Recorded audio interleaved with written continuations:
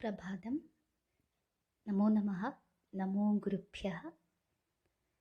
येनाक्षरसमां न्यायम् अधिगम्य महेश्वरात् कृत्स्नं व्याकरणं प्रोक्तं तस्मै पाणिनये नमः। वाक्यकारं वररुचिं भाष्यकारं पतञ्जलिं पाणिनिं सूत्रकारं च प्रणतोऽस्मि मुनित्रयम्। नत्वा सरस्वतीं देवीं शुद्धां गुण्यां करोम्यहं पाणिनीयप्रवेशाय लघुसिद्धान्तकौमुदीम्। अद्य सूत्रप्रभेदान् अधिकृत्य पठामः।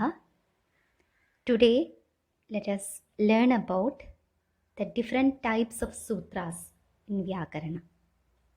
There are 6 types of sutras according to their function. It is mentioned in the following verse: Satnya cha paribhasha cha vidhirniyama eva cha adideshodhikarascha shadvidham sutramuchyate.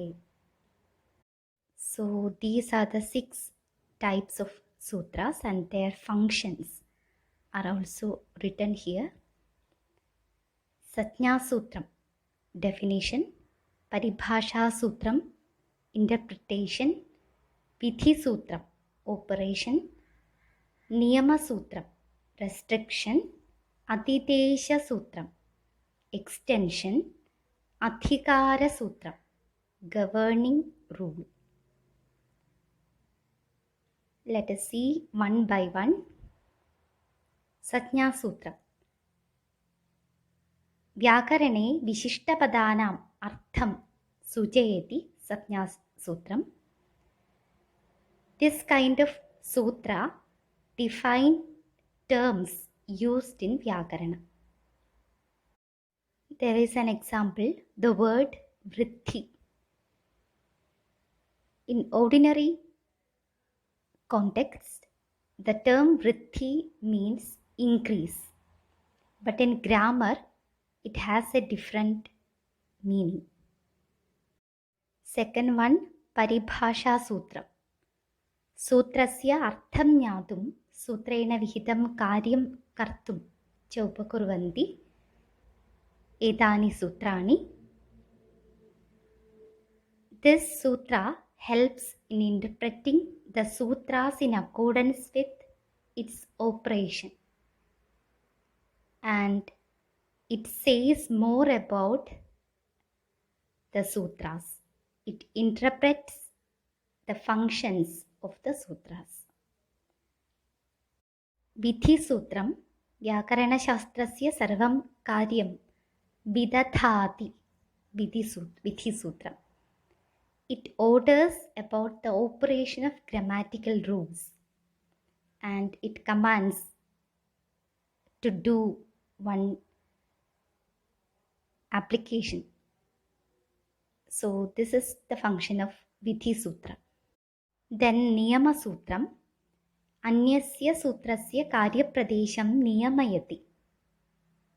It restricts or negates the operation of a Vidhi Sutra to a particular context. It restricts the function of the Vidhi Sutra. Another one, Atidesha Sutram. Ekasya aparavat karyam upadishati. This extends the application of a rule to another context. Sometimes a rule is applicable in another context also.